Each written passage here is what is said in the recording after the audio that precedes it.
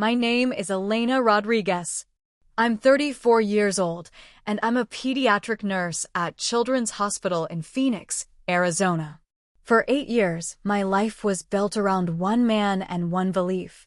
That love meant trusting completely, even when your instincts whispered otherwise.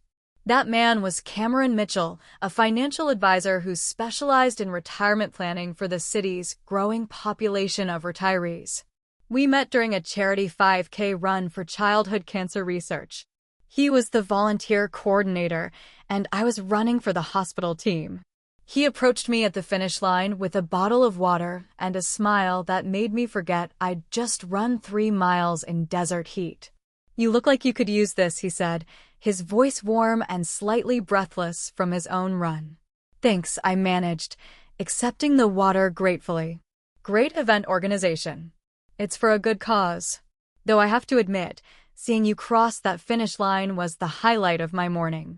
We were married 2 years later in a small ceremony at the Desert Botanical Garden, surrounded by blooming cacti and the people we loved most. Cameron looked at me that day like I was the answer to every question he'd ever asked. I believed I was.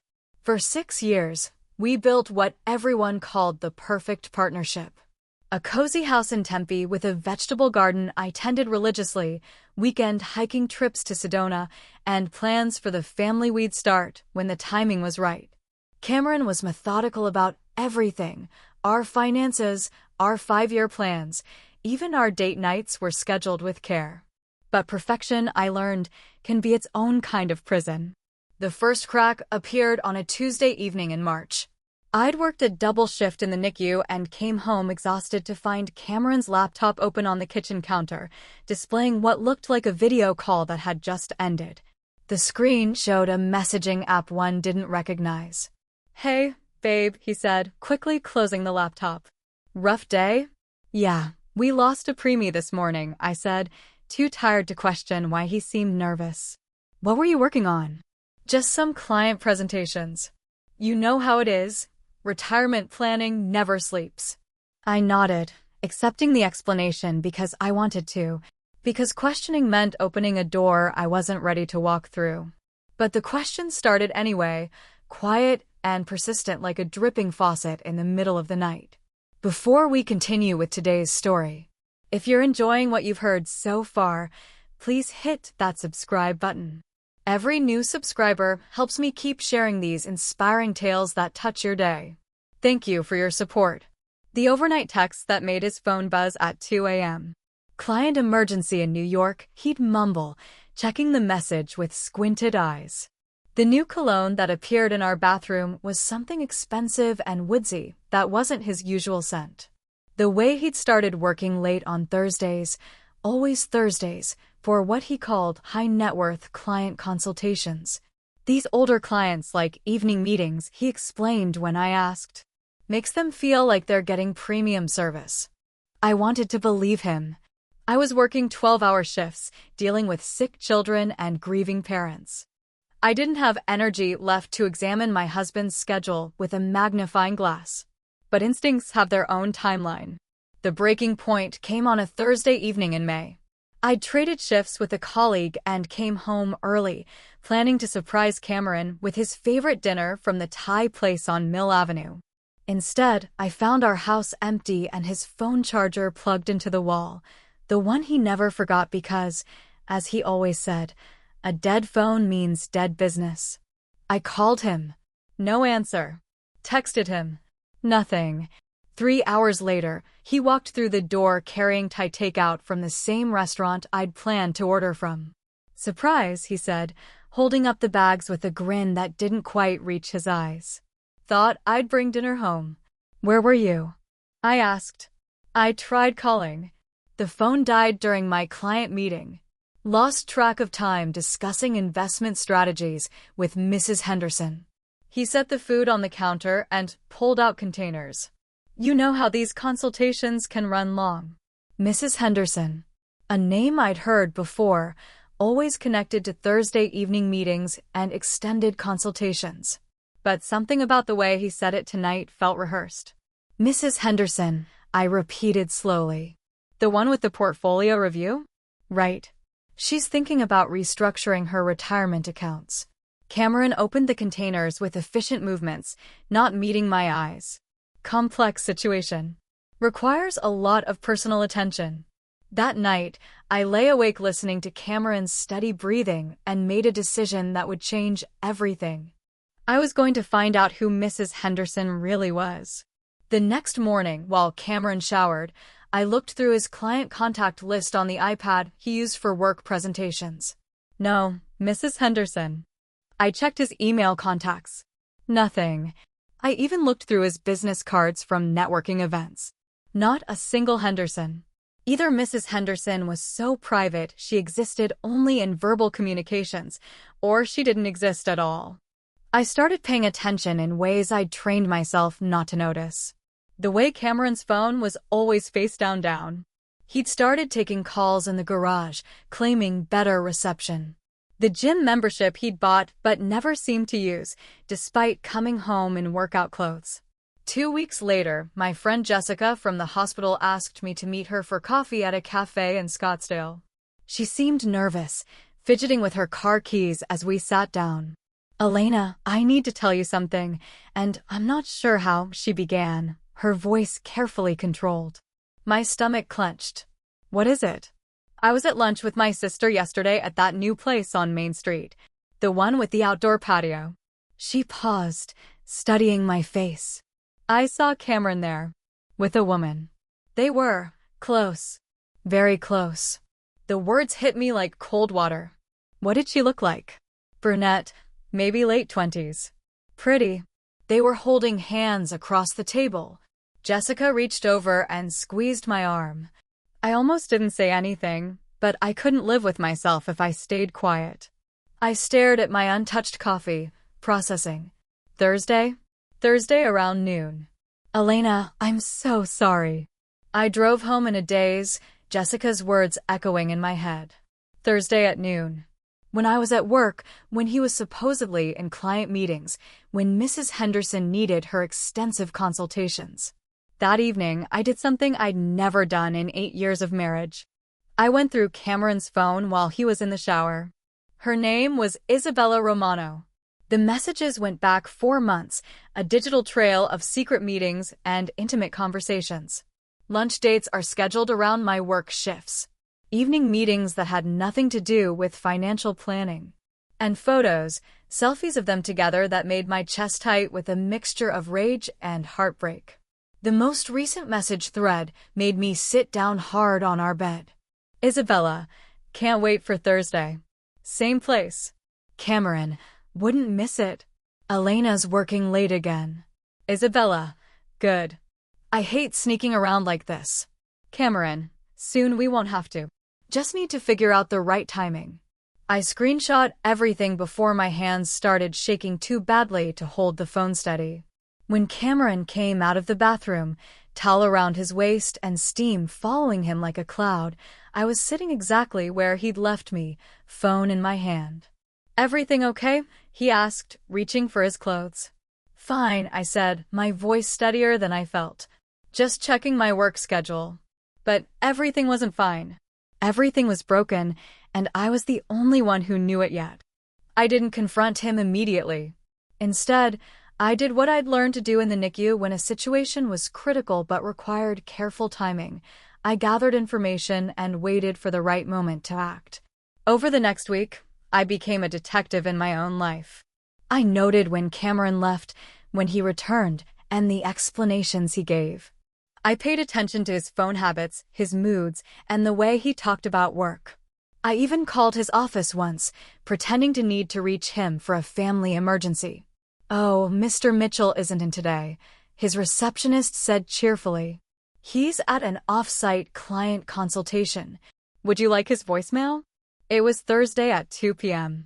According to his calendar, he should have been in the office.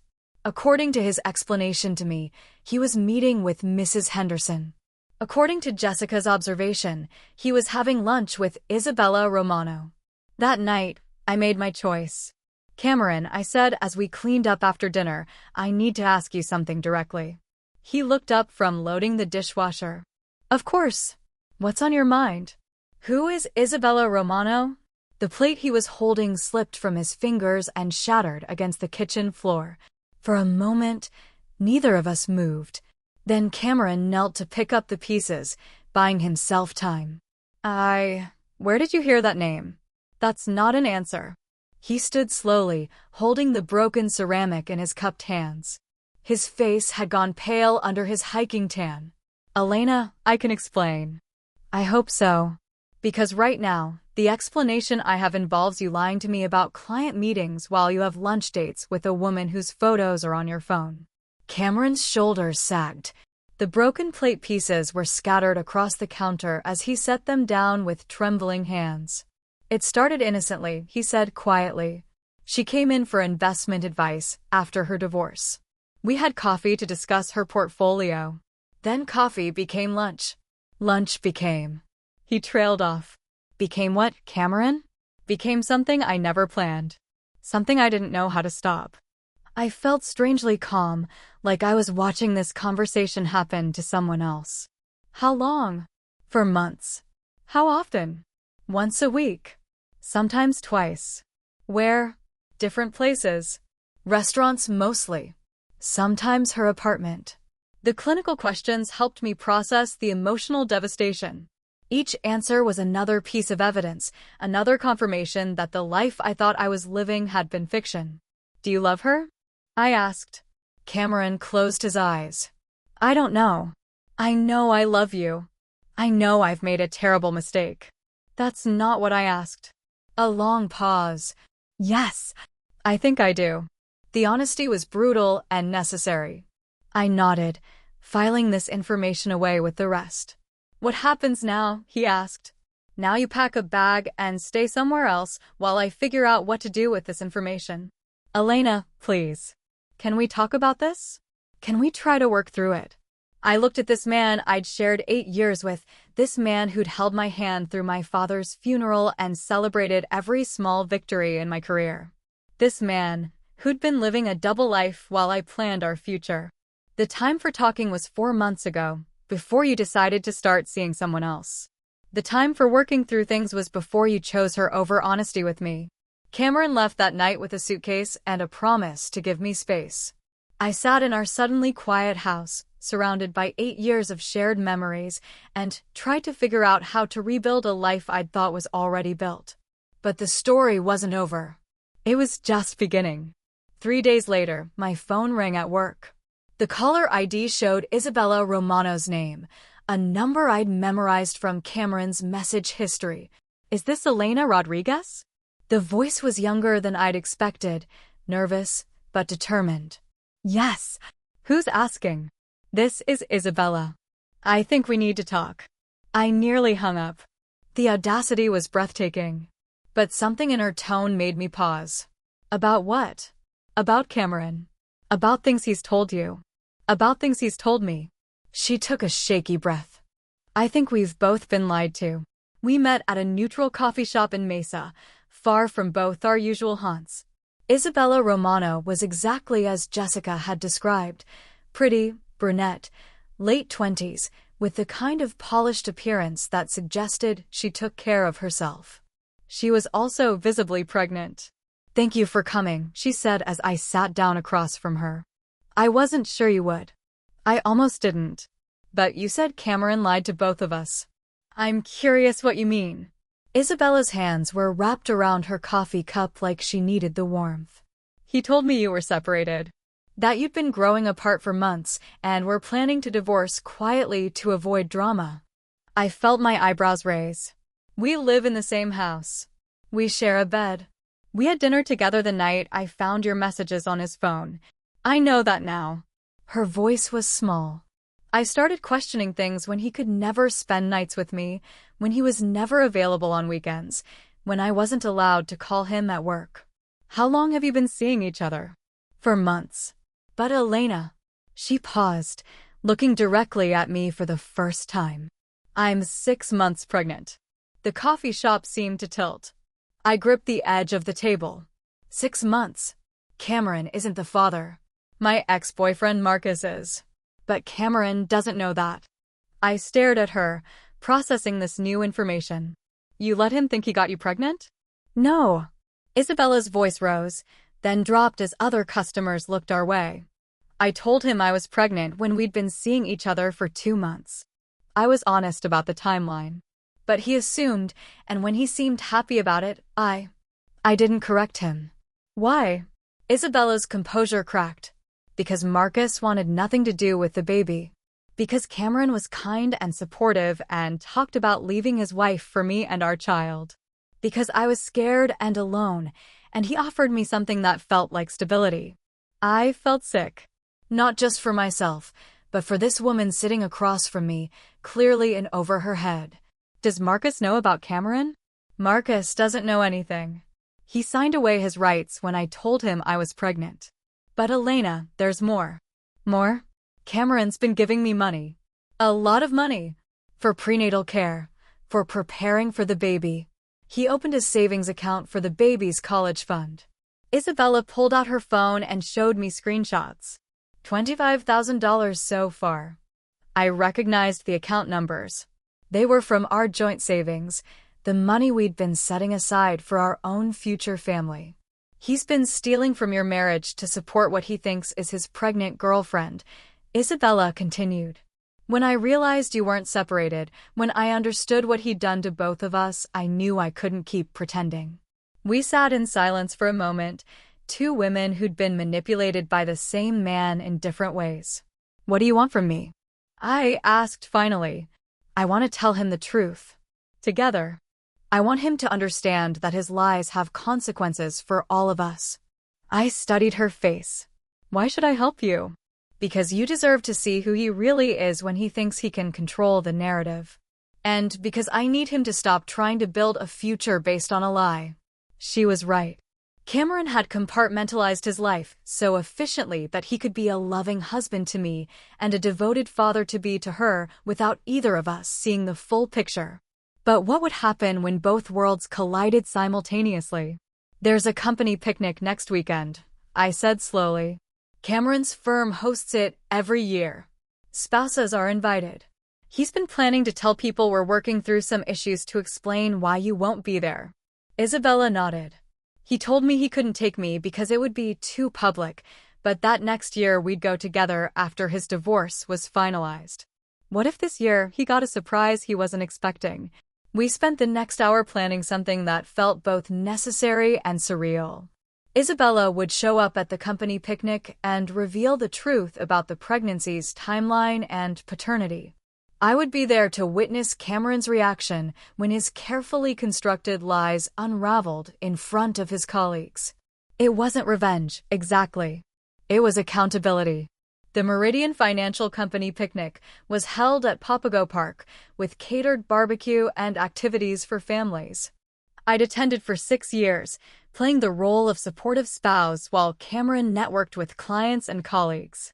This year felt different from the moment we arrived. Cameron seemed nervous, checking his phone more frequently than usual and scanning the crowd like he was looking for someone specific. Everything okay?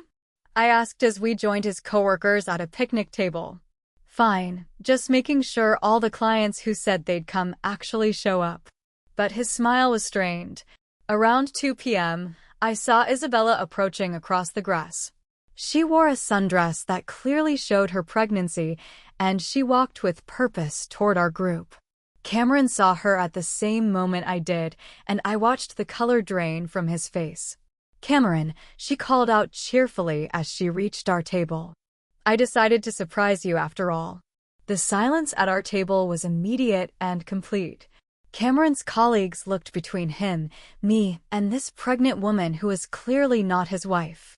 Isabella, Cameron managed, standing up so quickly he nearly knocked over his chair. What are you doing here? Meeting your coworkers, of course. And your wife. Isabella turned to me with a smile that didn't reach her eyes. You must be Elena. Cameron's told me so much about you. I stood as well, playing my part in this carefully choreographed revelation. He's mentioned you too, though he called you Mrs. Henderson. Cameron's boss, Richard, looked confused. Cameron, would you like to introduce us to your friend? This is Isabella Romano, Cameron said, his voice tight. She's a client. A client who's having your baby, Isabella added pleasantly. Or so you think. The picnic table had gone dead silent. Richard's wife dropped her sandwich. Cameron's face had gone from pale to gray. Isabella, what are you doing? Cameron whispered. Telling the truth. Something you seem to have trouble with. Isabella's voice was steady, but I could see her hands shaking. The truth about how you told me your wife didn't know about us. The truth about how you've been spending your marital savings on me and this baby. And the truth about how this baby isn't yours. Cameron sat down hard on the picnic bench. What do you mean it isn't mine? The father is my ex-boyfriend, Marcus. The timeline never worked for you to be the father, but you were so eager to believe it that I let you. Isabella's composure was cracking. I let you because I was scared and alone, and you offered me something that felt like love. I watched Cameron process this information, saw him mentally calculating dates and timelines, saw the moment he realized he'd been supporting another man's child while lying to his wife about where their money was going. Cameron, Richard said carefully, perhaps you and your wife would like to handle this privately? But the damage was done. Cameron's colleagues had heard enough to understand that their trusted financial advisor had been embezzling marital funds to support a pregnant woman he was having an affair.